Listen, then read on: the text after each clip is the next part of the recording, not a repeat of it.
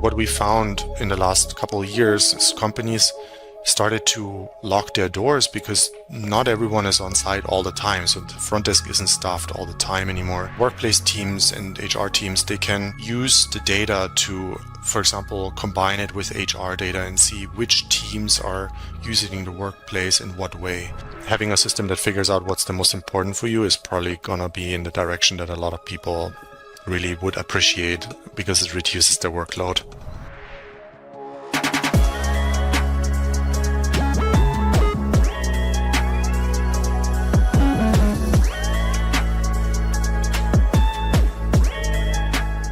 Hi everyone, welcome to another episode of Heroes of Hybrid Work. On today's pod, I'm very excited to welcome Bernie Mehl, CEO and co-founder of Kisi, a technology company offering security as a service using a combination of sensors and mobile devices to manage facilities. Bernie is out to revolutionize the field of access control through the power of IoT, and for those of you who don't know, that's the Internet of Things. His commitment to excellence, along with a passion for pioneering smart access solutions, aligns with Kisi's culture of pushing boundaries in tech to create smarter, interconnected workspaces, including hybrid ones. And that's why he's joining us as a hero of hybrid work today. Bernie, thank you so much for joining us. Thanks for having me, Jenny. You got it. So let's jump in. Could you tell us a little bit about your background and your story? What made you so passionate about access control and IoT? Well, we started Kisi a little over 10 years ago, and really out of an own problem observation because we didn't have access to our own office at that time. It was a very limited privilege to get a key card for the office we worked in. And we thought, payments are moving to the phone and you're really using your phone as a remote control for your life almost, so you trust it a lot. Why not trust it with key cards? And at that time, that was a very new approach, but I think it turned out to be very useful for a lot of companies. That's awesome. And why is access control more important than ever for hybrid workplaces? Yeah, it's not just that you can use your mobile phone to access offices anywhere in your organization. It's also that you can remotely provision access because people can just download the app and onboard themselves. You don't have to come to an office, pick it up, and it just removes this manual barrier of getting somewhere where you need to be productive or collaborate with people. So that's on like the end user experience side. And then on the backend side for the workplace teams, it creates data that you can use for many different things, such as workplace strategies, or that you can analyze your office usage more granular. And yeah, it's really useful for the end user and admin, in our opinion. Yeah, let's dig into the admin persona a little bit more. So, we know HR is great at tracking employee productivity and engagement, but is that really enough? And I think, your your future of the workplace guide that I came across really says it's not enough. Can you share a little bit more about, what else we can add to the metrics? Yeah, so typically we work with IT and physical security specialists, and they typically tell us there's HR sources for employee productivity and collaboration, and there's like IT sources such as Wi-Fi data for measuring how long a device was online at work. And so that's usually the two data sources, the main data sources they have to analyze what's going on at a workplace.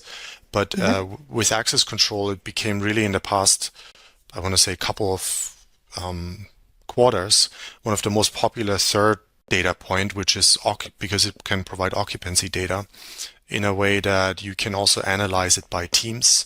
So you can get better bottom-up reporting by what is actually trending in a way at the workplaces or what's going on between different workplaces, not just enforcing a top-down mandate that is has pros and cons in the media for sure, but I think employees really appreciate the insights on a more granular level rather than just looking at high level average occupancy.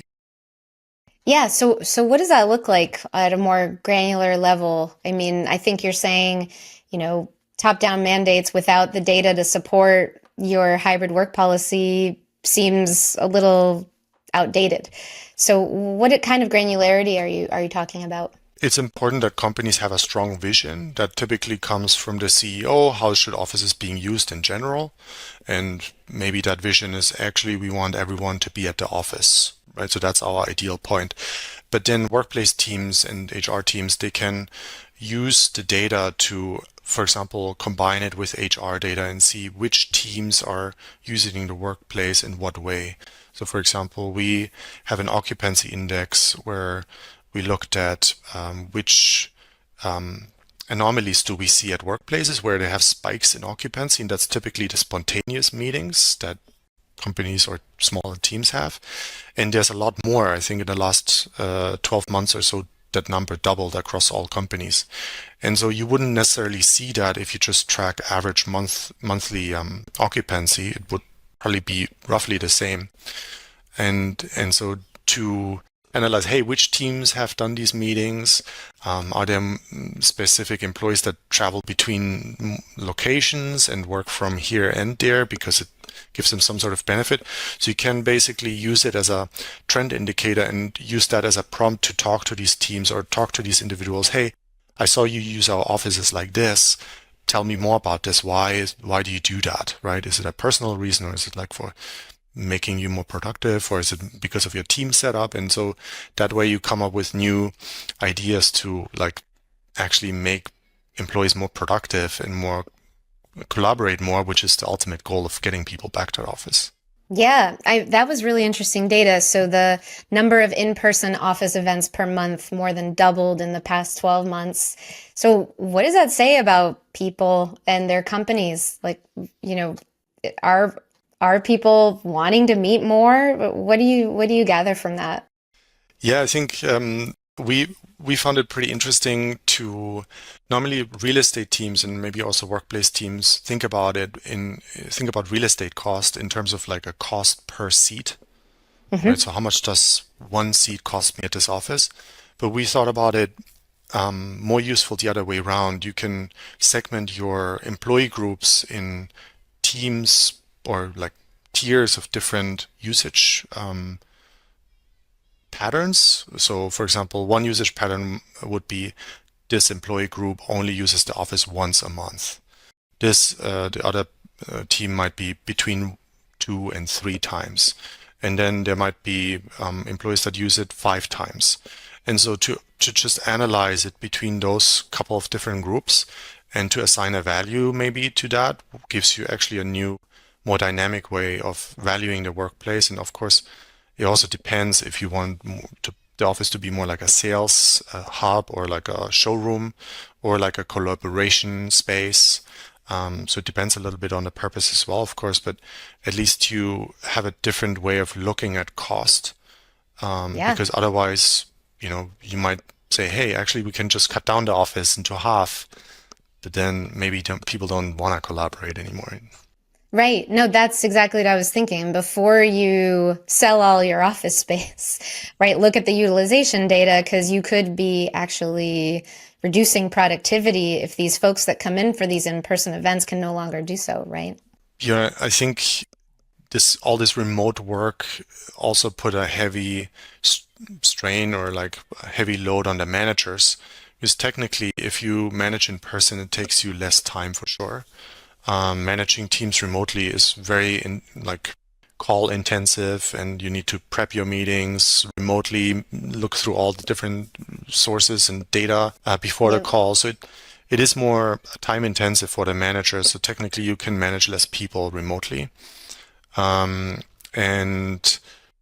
I think employees also enjoy when things are more clearer and you can be on the more same page. Ultimately, it's all Yeah. humans, right? So, Hmm. and Hmm. I feel like from personal experience and what I see at our offices, all of a sudden when people meet in person, there's not so many problems anymore and misunderstandings, and all of a sudden don't need to post it in 3 different or 5 different areas on Slack and Google Drive and document it in the meeting notes, and all of a sudden it's just a lot less work. I hear you. I think that's entirely true. That there's a different kind of energy in person. It doesn't mean you have to be in person all the time, but fewer miscommunications. Which I For don't. sure. We used to think that there are so many in person, but now they've probably quadrupled with remote work. So speaking of those, what are some of the mistakes you see people making with return to office? Yeah, I think, the number one that really gives you bad headlines is just to say, hey, we'll be at the office, 5 days a week. Some companies can deal with that. It always depends a little bit on the size and the setup for sure. Because if some employees moved away, maybe you need to offer relocation and whatnot. But ultimately, like from the access control perspective, for sure, it's a big influence how the experience is coming the first time back or like frequently back. So do you need to wait in line? Do you have to wait for someone to give you access? And sometimes they forget because you're technically now a visitor. And so what we found in the last couple of years is companies started to lock their doors because not everyone is on site all the time. So the front desk isn't staffed all the time anymore. People don't really know, is this a new employee? Is this a new intern? Sometimes at Kisi, I'm also not sure, like, was someone onboarded today? Is this a new person or is this like for a job interview? And so all of that led to that offices are tighter, secured overall. So it becomes technically more of a barrier if you don't have a key card already and it's your first day or you're normally not at the office. And so I think companies try to make it easier to work in their own offices that they pay money for, but not compromise the compliance and security that they need to have as an organization. And so that's really different than before, like a couple of years ago. Yeah, I was reading about how the role of facilities and IT is really evolving because you have to balance the workplace experience with safe and secure environments as well. And with people coming in and out and hybrid in the hybrid world, that balance becomes tougher, but it also becomes necessary to retaining your talent and a bunch of other things. So, how are you working with? Are you working with facilities leaders as well to create those safe and secure, welcoming workplaces? Yeah, so believe it or not, physical security doesn't have one assigned responsibility in a company. Sometimes it's with IT, sometimes workplace, sometimes facilities, but ultimately it's what our vision is to connect people in spaces, and that's typically those two different teams. So we sit somewhere in the middle, um, and usually IT is seen as a blocker in many of those projects because they say, well, what about compliance? What about security? But in our case, IT is often really on board because all of a sudden they have less work with that. Employees are more happy. And, the facilities team all of a sudden can be the good people or like the agents of change that make this happen with the IT team on board and stuff like that. So I think everyone is looking for easing the dynamic between those IT and facilities team a little bit, and using the IT tools to automate a lot of the workplace processes that sometimes facilities has to manually do benefits everyone. Yeah, no, definitely. I love that. So let's talk a little bit about measuring hybrid work success. So, how would you measure the success of a hybrid work strategy, and from the access control lens? Like, what would be the measurement there for you? For a successful hybrid work policy or workplace policy, I would probably say, what is my ideal goal in terms of occupancy? So that would be top-down vision, right? So I want as many people on site as possible for 3 days a week, let's say. And then I would look at, for example, companies have pulled in data from Workday or from other HR tools like Rippling or what they use to give contextual data of what teams certain users that access the office are in.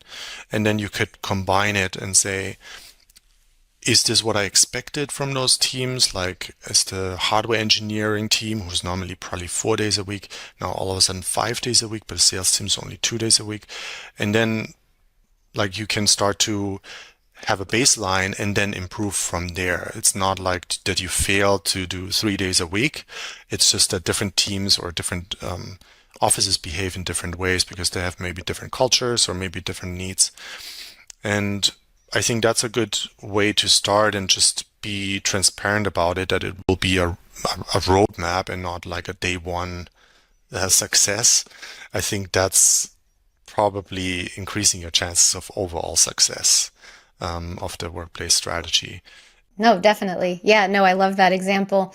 Um, can you share some strategies that you've seen other companies use to balance that security and convenience in a hybrid work setting? Maybe booking a location is interesting, and maybe in regards to booking, also vendor management and how you deal with visitors versus employees. So I Yeah. think it's always a decision. Who do you allow permanent access without having to book anything versus who do you require to be announced or entered into the system? So I think the difference between an employee and a visitor is not that clear anymore, because sometimes employees are permitted full time at one location, but are visitors at a different location. And sometimes service staff is, tied to a scheduling tool that's like a time management tool, but maybe they change. And so how does that all work together? And I think the most successful companies, they try to provision those access rights automatically. So very advanced use case would be to tie access control or access permissions to your workplace travel software. So Mm-hmm. for example, if Mm-hmm. you book a flight to a different office, you should and could automatically get access to that office in that city. Yeah. No, I really like that idea of book your flight and it seamlessly lets you into that office. That sounds like a dream. Yeah, it's like That do you, it's also intent data, right? So like yeah, the data is already that's there, true. That's like true. why not use it? That's true. Are there other innovations in the physical security space that you think are key to supporting the shift towards these flex spaces? Yeah, so I think really big thing is data, and usually in access control systems and in IT systems in general, data is really buried and very exclusive to access by super sensitive accounts, right? And so a lot of our admins, they try to get that data out into Slack or in Microsoft Teams. And so they have channels for different teams or different offices to make the data more visible and like allow the teams to react faster in real time if they see certain trends or get certain alerts. For Hmm. example, of course, in like on the physical security side, there's like standard alerts like door held open or door forced open.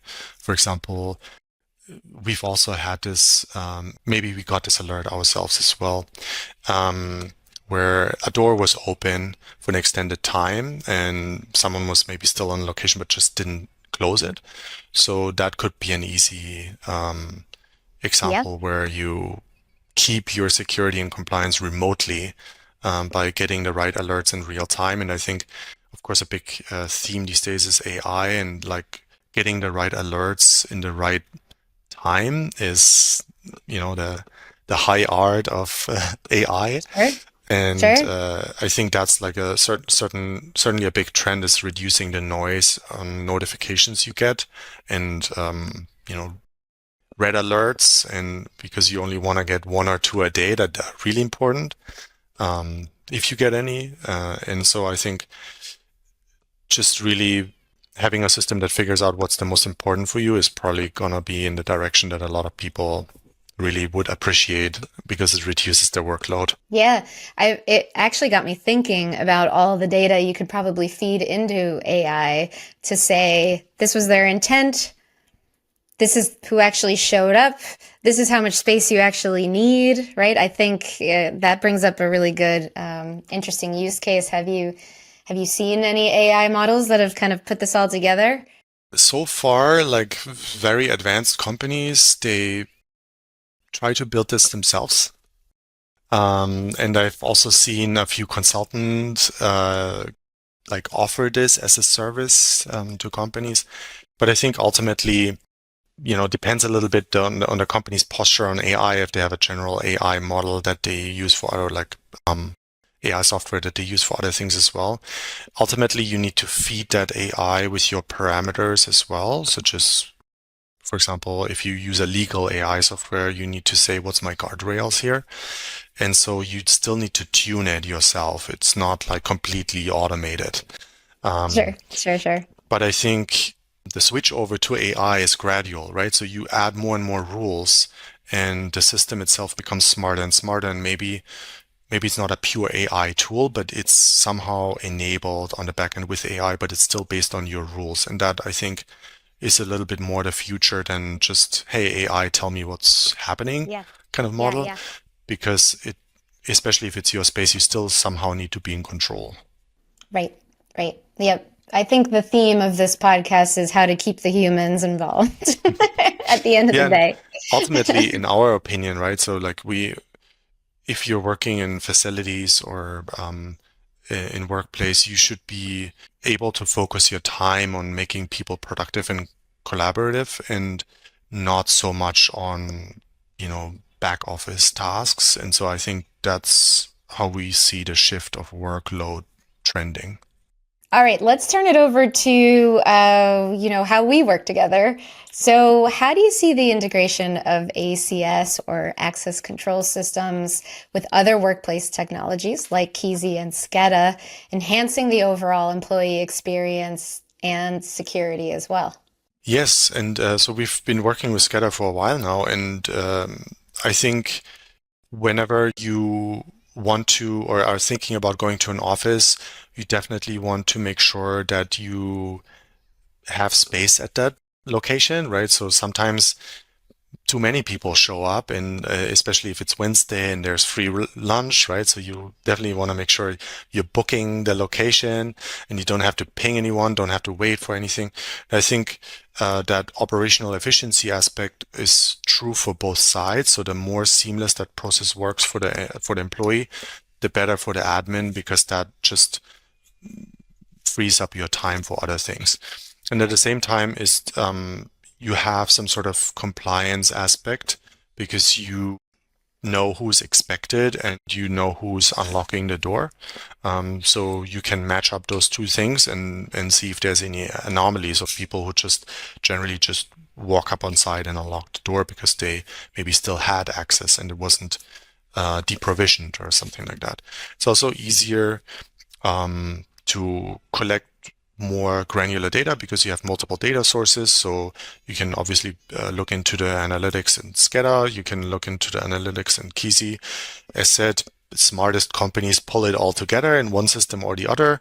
It's relatively easy to use webhooks to pull data into one or the other systems. And at Kisi, we've gone so far that we start to offer custom dashboards to customers because every company is a little bit more unique in the way that they say, oh, I'm looking at it monthly per office or, like however way they look at it. But ultimately it all starts with a better user experience that makes it all easier and creates adoption for the end user. No, I agree. I agree. I think we make a really good partnership because let's just make it real for people. You book a desk through SCADA. You know you have a space. You feel very comfortable walking into the office. And then if you have access control, you feel even more secure because you know that this is a secure place and that you're being tracked to see like if you're actually coming into the office after you book a desk. So I think the whole overall experience is better for both the end user and the admin. who wants to track the utilization data from both SCADA and something like Kisi. So having both, I think, would be the ideal situation. So, Bernie, you came to this podcast wanting to say something, and maybe I didn't ask the right question to get it out of you. Is there anything in summary that you want to leave our listeners with? Because I think this has been fantastic. Well, I think I've said a lot, so Yeah. it's not that I didn't say anything specific, but I think overall, what we see from our perspective is there's a lot of pressure on facilities teams, reduce the costs, but also get people back, like, Yeah. Yeah. um, Yeah, for sure. and it's just the same for everyone. I mean, like it's easier for us to say because we talk to so many different companies. If you're just working in a company, you cannot really compare yourself. So I think, first of all, definitely, having a community to engage with is very important to get best practices from that community, but also to really come up with interesting data points from your employee workforce can probably convince leaders that things are trending the right way, even if the top-down metrics don't show it yet. And I think hopefully that's a little bit more motivating than here's my number one 3-day hybrid work goal and why aren't we there yet? I think that's just a little bit often too mid-level of a goal because like CEO's goal is why isn't everyone at work? Why isn't everyone productive and collaborating? And if you find data points on productivity and collaboration that are new and interesting, I think, leaders are convincible. Yeah. Absolutely. I think the more data sources, the better. HR surveying the employee base, you have your ENPS, you have people's preferences, but then you have the actual data of who's coming in, when they're coming in, if they're actually using their badge, right? And all of that data put together can really inform your hybrid work policy. I think that's what we're saying is this additional data, occupancy data, and utilization data is also just as important as surveying employees for engagement and productivity. So thank you, Bernie, for coming on the show. It was a huge pleasure, and it was a point of view that we don't often have. So I really appreciate it. And yeah, thank you again. Awesome. It was a fun conversation, and thanks for having me, Jenna. You got it.